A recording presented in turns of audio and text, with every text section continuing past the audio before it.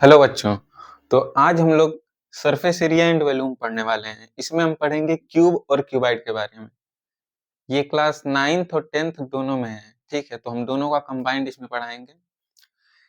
इस video lecture में हम क्यूब और क्यूबाइड के बारे में अच्छे से समझेंगे और इसमें आने वाले सभी फार्मूले को डिराइव करेंगे, ठीक है। तो स्टार्ट करते हैं। सबसे पहले समझते हैं क्यूब क्या है। जैसे सभी ने पढ़ रखा होगा स्क्वायर क्या होता है। स्क्वायर किसे बोलते हैं? जिसके सभी साइड क्या हो, इक्वल हो और यहाँ पर 90 डिग्री बने, यानी हर कॉर्नर पे क्या बने, 90 डिग्री, ठीक है। अगर ऐसे ही स्क्वायर हमारे पास 6 हो तो हम एक बॉक्स बना सकते हैं। चारों तरफ एक एक स्क्वायर रखेंगे, एक ऊपर एक नीचे, तो एक क्यूब का फॉर्मेशन हो जाएगा। तो क्यूब कैसे बनता है? 6 स्क्वायर से मिलकर, ठीक। हमें इसमें निकालना है lateral surface area. Lateral surface area किसे कहते हैं? ऊपर और नीचे को छोड़ दें तो हमारे पास 4 साइड मिलेंगे। चारों साइड के एरिया को जो निकालते हैं तो क्या बन जाता है? Lateral surface area. तो इसका लेटरल सरफेस एरिया क्या होगा देखते हैं। जैसे इधर इधर एक स्क्वायर है, यही वाला स्क्वायर। तो अगर हम इसका सरफेस एरिया निकाल लें तो इस वाले वॉल का भी सरफेस एरिया आ जाएगा। वैसे ही इधर का आ जाएगा, क्योंकि इधर वाला स्क्वायर भी सेम साइज का है। वैसे ही आगे और इसी तरह पीछे। तो एल स्क्वायर इस वाले एरिया को निकाल चुके हैं। इधर वाला एरिया भी उतना ही है। ये आगे वाला एरिया और ये पीछे वाला एरिया सब एल स्क्वायर है, मिलके क्या हो जाएगा? 4L square. तो lateral surface area of cube कैसे निकालेंगे? 4L स्क्वायर से, ठीक है। अब कोई पूछे टोटल सरफेस एरिया क्या है, तो टोटल सरफेस एरिया में क्या करेंगे? ऊपर और नीचे वाले एरिया को भी ऐड कर देंगे, ठीक है। तो हमारे पास कितने फेसेस हैं? 6 हैं। एक इधर का, एक इधर का, एक आगे है, एक पीछे है, एक ऊपर, एक नीचे। जैसे हम रूम को देखेंगे तो स्क्वायर शेप का है, तो इसमें 6 साइड है, मीन्स सिर्फ 6 फेस हैं। 6 फेस के एरिया को जोड़ देंगे तो क्या आ जाएगा? टोटल सरफेस एरिया, यानी कि 6L स्क्वायर आ जाएगा। एल स्क्वायर एक फेस का सरफेस एरिया, इसी को 6 से मल्टीप्लाई कर देंगे तो टोटल सरफेस एरिया आ जाएगा, ठीक है। अच्छा, अब देखते हैं वॉल्यूम क्या होता है। जैसे हम 6 स्क्वायर को मिलाकर एक क्यूब बनाए हैं, वैसे ही क्या करें कि एक स्क्वायर ले लें और एक के ऊपर एक स्क्वायर रखते जाएं। जैसे वो सीडी होता है, सीडी डीडी, एक सीडी के ऊपर दूसरा सीडी रखेंगे तो थोड़ा हाइट तक आ जाएगा और सिलेंडर का शेप ले लेगा, ठीक है। वैसे ये इस क्यूब का शेप ले लेगा स्क्वायर। एक स्क्वायर के ऊपर एक स्क्वायर रखते जाएं तो ये क्यूब के शेप का बन जाएगा, ठीक है। और हमें क्या निकालना है? इसका वैल्यूम। तो वैल्यूम इज इक्वल टू होता है base area into height. Base area into height. तो इसमें बेस एरिया क्या है? ये है। और नीचे बेस में क्या है? एक स्क्वायर है। तो बेस एरिया क्या हो जाएगा? L square. नीचे एक स्क्वायर है, स्क्वायर का सरफेस एरिया साइड का स्क्वायर इंटू हाइट। हाइट कितना है? तो ये भी एल है, तो ये क्या हो जाएगा? L cube. तो ये हमारा वॉल्यूम आ गया, ठीक है। अब देखते हैं इसमें डायगोनल कैसे निकालेंगे। जैसे अगर ये स्क्वायर है तो इसमें डायगोनल ये होगा, ये होगा।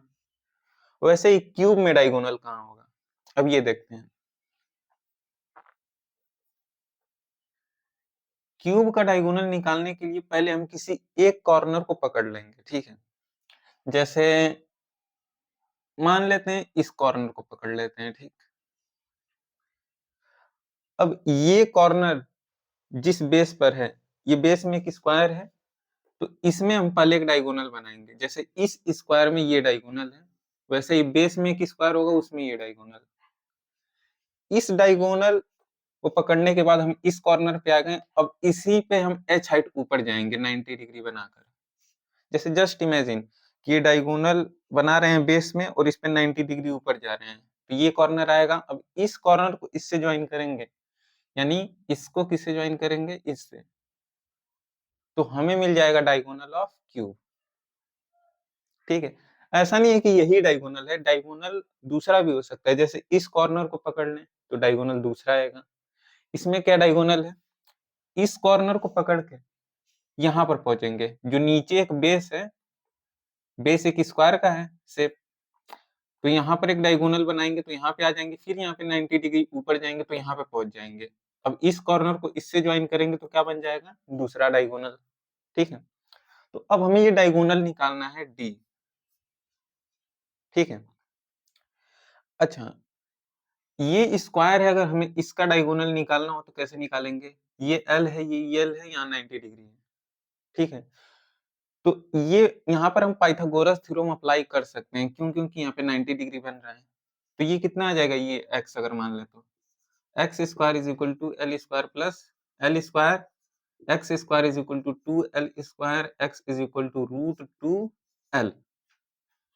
ये हमारा डायगोनल आ गया। वैसे ही अगर हम नीचे देखें जो बेस है, इसमें ये साइड l है, ये वाला साइड भी क्या है, l है, और यहाँ पे 90 डिग्री है। ठीक, तो यहाँ पे 90 डिग्री बन रहा है तो ये हाइपोटेनस का काम करेगा, यही वाला स्क्वायर है, तो ये हम x तो निकाल चुके हैं, ये वाला लेंथ, तो ये कितना है, रूट 2l। ठीक है, अच्छा यहाँ पर देखेंगे इस वाले ट्रायंगल को, थोड़ा इमेजिन करते हैं, इसको हम बाहर निकाल के, ठीक, तो ये कुछ ऐसा दिखेगा, यहाँ पे 90 डिग्री बनेगा, जैसे इस कॉर्नर से यहाँ पर आए, यहाँ से ऊपर गए, तो यहाँ 90 डिग्री बन रहा है और ये हाइपोटेनस का काम कर रहा है। तो ये कितना है, रूट 2l, और ये कितना है, l, ये हाइट कितना है, l है, तो हम ये साइड निकाल सकते हैं d, तो d कितना आएगा, तो d का स्क्वायर इज इक्वल टू, ये हाइपोटेनस का काम करेगा, ये बेस और ये परपेंडिकुलर का, तो रूट 2l का स्क्वायर प्लस l का स्क्वायर, d का स्क्वायर इज इक्वल टू क्या आएगा, 2l square plus l square is equal to 3l square, d square is equal to, तो d is equal to root 3l। यानी कि diagonal of cube क्या होता है, diagonal of cube root 3l। ठीक है, इसी तरह क्यूबाइड को समझते हैं। क्यूबाइड किसे बोलते हैं, जिसमें लेंथ ब्रेथ हाइट सब क्या हो, अलग हो। इसमें से कोई दो सेम भी हो सकता है, जरूरी नहीं है कि ये तीनों अलग ही हो। ठीक है, क्यूबाइड बनता है कैसे है, रेक्टेंगल से, जैसे क्यूब किससे बना है, स्क्वायर से, वैसे क्यूबाइड कैसे बनेगा, रेक्टेंगल से। तो नीचे हम देख रहे हैं क्यूबाइड में, तो एक क्या मिलेगा, रेक्टेंगल, जिसमें लेंथ l है, ब्रेथ b है, और यहाँ पे 90 डिग्री है। ठीक है, तो इसमें भी हमें लेटरल सरफेस एरिया निकालना है। लेटरल सरफेस एरिया को शॉर्ट में ऐसे लिखते हैं, LSA। लेटरल सरफेस एरिया को कर्व सरफेस एरिया भी बोला जाता है। ठीक है, तो लेटरल सरफेस एरिया निकालना है हमें क्यूबाइड में। तो लेटरल सरफेस एरिया होता क्या है, ऊपर और नीचे के एरिया को छोड़ दें और चारों तरफ के एरिया को निकाल लें तो क्या निकल जाएगा, लेटरल सरफेस एरिया। तो हमें एक यहाँ पे रेक्टेंगल दिख रहा है, ये वाला, तो इसका सरफेस एरिया क्या होगा, b इंटू एच। रेक्टेंगल में एरिया कैसे निकालते हैं, लेंथ इंटू ब्रेथ, तो यहाँ भी लेंथ l है और ब्रेथ h है, तो b इंटू एच। ऐसा ही यहाँ पर एक रेक्टेंगल है, ठीक, ये b और ये h, तो इस वाले सरफेस का एरिया क्या होगा, b इंटू एच प्लस, वैसे ही एक आगे की तरफ एरिया है जिसका लेंथ l है और ब्रेथ h, ये हाइट h। ठीक है, तो h into L plus h into L, ऐसे ही एक पीछे होगा, तो कितना आ जाएगा, 2bh प्लस 2hl, 2 कॉमन ले लेंगे तो bh प्लस hl, ये हमारा आ गया लेटरल सरफेस एरिया। ठीक है, ऐसे ही टोटल सरफेस एरिया निकालना है तो क्या करेंगे, ऊपर और नीचे के एरिया को भी ऐड कर दें। तो नीचे क्या है, नीचे ये वाला रेक्टेंगल है, इसका एरिया क्या होगा, l इंटू बी। ऐसा ही एक ऊपर रेक्टेंगल है ये, तो इसका भी एरिया क्या होगा, l into b, length into breadth, और इसी तरह चारों साइड के एरिया को जोड़ देंगे, bh plus hl plus hl, जोड़ेंगे तो क्या आएगा, 2lb 2bh 2hl, 2 कॉमन ले लेंगे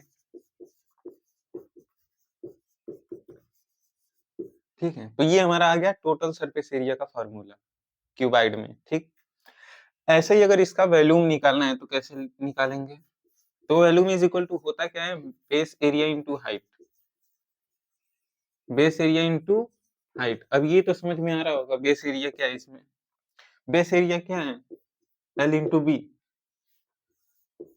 रेक्टेंगल का एरिया ऐसे ही निकालते हैं, इंटू हाइट। हाइट क्या है, एच। अगर एक रेक्टेंगल के ऊपर दूसरा रेक्टेंगल रखें, इसी तरह एच हाइट तक रखें, तो एक क्यूबाइड बन जाएगा। तो कितना आएगा, एल बी एच। ठीक है, तो वॉल्यूम ऑफ क्यूबाइड कितना होगा, l into b into H.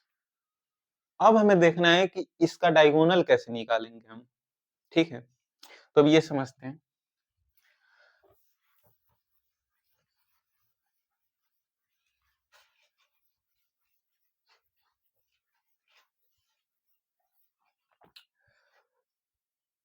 Diagonal निकालना है तो कैसे निकालेंगे, पहले ये समझें। मान लेते हैं कि हमारे पास एक रेक्टेंगल है, तो इसमें डायगोनल ये है, ये भी है। इसी तरह क्यूबाइड में कैसे डायगोनल निकालेंगे उसको समझते हैं। पहले हम कोई भी एक कॉर्नर पकड़ लें। ठीक, जैसे किसको पकड़े, किसी को भी पकड़ लेते हैं, इसको पकड़ लेते हैं। ठीक, अब ये नीचे एक बेस एरिया है। ठीक, तो नीचे क्या है, एक रेक्टेंगल है कुछ इस शेप का। तो हम पहले जो नीचे रेक्टेंगल है इसमें डायगोनल बनाएंगे इस कॉर्नर से। तो इस कॉर्नर से डायगोनल किधर बनाएंगे, इधर की तरफ। यहाँ पर एक फ्रेश डायग्राम बना देते हैं।